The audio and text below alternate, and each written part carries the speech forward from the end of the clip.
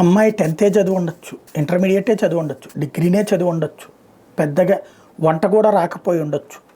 కానీ అమ్మాయి కోరిక ఎలా ఉందంటే అబ్బాయితో పెళ్ళి కావాలి, అత్తామామల భారం ఉండకూడదు, అదే సందర్భంలో ఆడపడుచు పోరు ఉండకూడదు, అట్ ద సేమ్ టైం ఈ అమ్మాయి తల్లిదండ్రులకి గౌరవం ఇవ్వాలి, పూర్తి స్వేచ్ఛనియాలి, వంట గురించి ఇబ్బంది పెట్టకూడదు, ఇంటి పనుల గురించి ఇబ్బంది పెట్టకూడదు, పని మనిషిని వీలైతే వంట మనిషిని లేకపోతే స్విగ్గీ నుండి తెప్పించుకోవడానికి సహకరించాలి. ఈ తరహా కోరికలు పెరిగిపోయినట్టు మళ్ళీ అబ్బాయికి సొంత ఇల్లు ఉండాలి.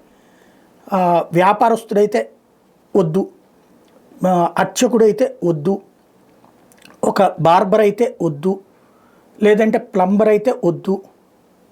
ఇలాంటి దశలో నడుస్తున్నటువంటి రోజులు.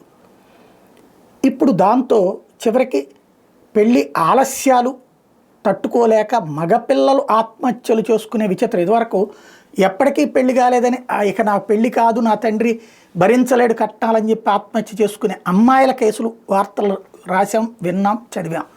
ఇప్పుడు నాకు పెళ్లి కాలేదంటే అబ్బాయిల ఆత్మహత్యలు కొత్తగా స్టార్ట్ అయింది. ఓ యువకుడు పెళ్లి కోసం చేయని ప్రయత్నం అంటూ లేదంటే బెంగళూరులో ఎంతకి సంబంధాలు కుదరకపోవడంతో ఆ బాధ విపరీతంగా వెంటాడిందంటే చేసేదేం లేక తీవ్ర నిర్ణయం తీసుకున్నాడు, తుపాకీతో కాల్చుకుని ఆత్మహత్య చేసుకున్నాడు. ఈ ఘటన కర్ణాటకలోని కొడగు జిల్లా విరాజ్పేట తాలూకా బోయిగిరిలో చోటు చేసుకుంది. దిలీప్ అనే యువకుడు ఈ ఘాతుకానికి పాల్పడ్డాడు. పాపం తనను తాను కాల్చుకుని పెళ్లి కాలేదనే బాధతో చనిపోతున్నట్టుగా లెటర్ కూడా రాసి పెట్టడం అన్నటువంటి సంచలనం సృష్టించింది.